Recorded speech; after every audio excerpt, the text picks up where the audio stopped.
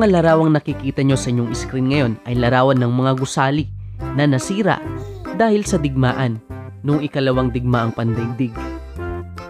Ganyan din ang itsura ng karamihan sa mga pasilidad at gusali sa Kamaynilaan matapos ang ikalawang digmaang pandaigdig. Sa kasalukuyan ay hindi mo na mapapansin dahil muli nang nagawa ang mga gusaling nasira ng giyera.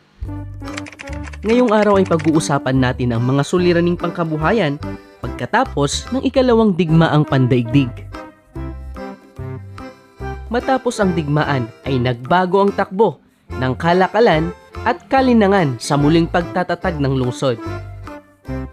Ang mga kilalang gusali sa Maynila tulad ng Philippine General Hospital or PGH, Universidad ng Pilipinas at Batasan ay nasunog. Napakalaking suliranin talaga ang iniwan ng giyera at ang pagbangon ay nananatiling hamon sa bawat Pilipino. Noong mga panahong yon, ang Intramuros na nakagawi ang sentro ng kultura at politika ay naging tirahan ng mga informal settlers na galing pa sa iba't ibang mga probinsya. Kapag sinabing informal settlers, ito yung mga kababayan natin na sa lumang katawagan ay tinatawag silang squatter. Ibig sabihin, wala silang formal at maayos na tahanan at itinatayo na lang nila ito kung saan-saan. Matapos ang giyera, marami pa ring mga tao mula sa mga probinsya ang nagsilipat sa Maynila sa pag-aakalang dito matatagpuan ang magandang buhay na inaasam-asam kahit na alam nila na malaki ang pinsala na natamo nito noong panahon ng giyera. Kaya ang nangyari, dumami ang populasyon at nagsikip ang Maynila, maging ang karatig lungsod nito tulad na lamang ng Quezon City. Kaya dumami ang mga illegal settlers at iyan ang isa sa naging problema pagkatapos ng giyera. Kaya ang tugon ng pamahalaan sa suliraning ito ang NARA o ang National Resettlement and Rehabilitation Administration upang masolusyonan ang problemang informal settlers. Ito ang samahan na nangangasiwa sa paglilipat ng mga informal settlers sa iba't ibang pook sa labas ng Maynila at sa iba pang lungsod. Binigyang pansin din ng pamahalaan ang pagpapaunlad sa mga pook na rural upang sa ganon ang mga taong naninirahan dito ay hindi na makaisip pa na luluwas ng Maynila para makapagtrabaho at kumita. Maraming mga kalsada at tulay ang ipinagawa noong 1954. Maging ang proyektong pang-irigasyon upang mapaunlad ang buhay ng mga magsasaka ay naipagawa rin ng pamahalaan. Kaya't maraming pamilya ang nalipat ng mga tirahan sa mga proyektong puok tirahan o pabahay ng pamahalaan sa iba't ibang panig ng Pilipinas noong 1955. Ang pagbagsak ng ekonomiya at kawalan ng hanap buhay ng karamihan sa mga Pilipino ay naging isang malaking hamon o suliranin ng pamahalaang Commonwealth. Kaya pagkatapos ng digmaan, unti-unting itinatayo ng mga namumuhunan ang kanilang nasalantang kabuhayan. Pero dahil sa kakulangan ng puhunang pangtustos at kakulangan ng mga manggagawa na may kakayahang pamunuan ang industriyang itinatag, ay nahirapang bumalik ang industriyang nasimulan. Nagdulot ng masamang gawain sa mga mamamayan ang ganitong kalagayan. Natuto ang ilan sa pagnanakaw, manglamang sa kapwa. Natuto rin na pumasok sa prostitusyon at iba pang mga masasamang gawi, matugunan lamang ang pangangailangan sa pang-araw-araw.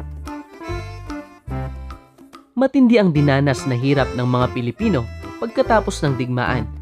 Sila ay nawalan ng tahanan, trabaho o kabuhayan. Maging ang kanilang mga kagamitan na kailangan sa pang-araw-araw na pumumuhay ay nawala o nasira. Nagdulot ito ng matinding kahirapan sa mga Pilipino.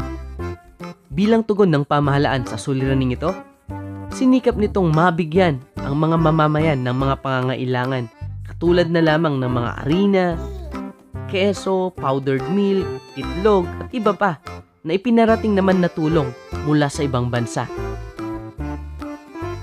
Pag-usapan naman natin ang ugnayang Pilipino-Amerikano at kasunduang militar. Dahil sa matinding kahirapan na dinanas ng mga Pilipino matapos ang ikalawang digmaang pandaigdig, napilitan si Pangulong Manuel Rojas na tanggapin ang inalok na tulong militar mula sa mga Amerikano. Kaya nagkaroon ng kasunduang militar ang mga Pilipino at Amerikano. Pag-usapan natin ang Military Bases Agreement. Ito ay ang kasunduan na nagpapahintulot na manatili ang 23 Amerikanong base militar sa iba't ibang sulok ng Pilipinas.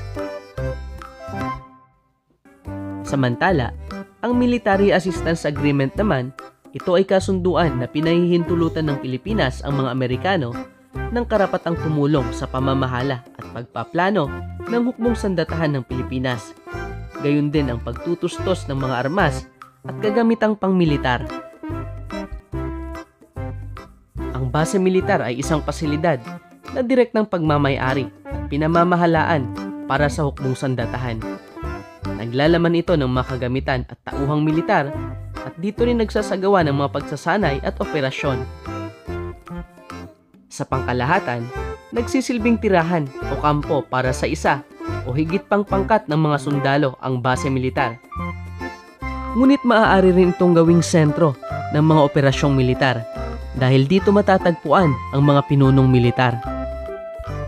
Isa sa mga base militar sa bansa ay ang US Naval Base sa Subic Bay sa Olongapo, Zambales. Ito ang pangunahing pasilidad para sa pag-aayos ng mga barkong pandigma, pagpupuno ng mga supply at pahingahan ng mga hukbong pandagat ng Estados Unidos.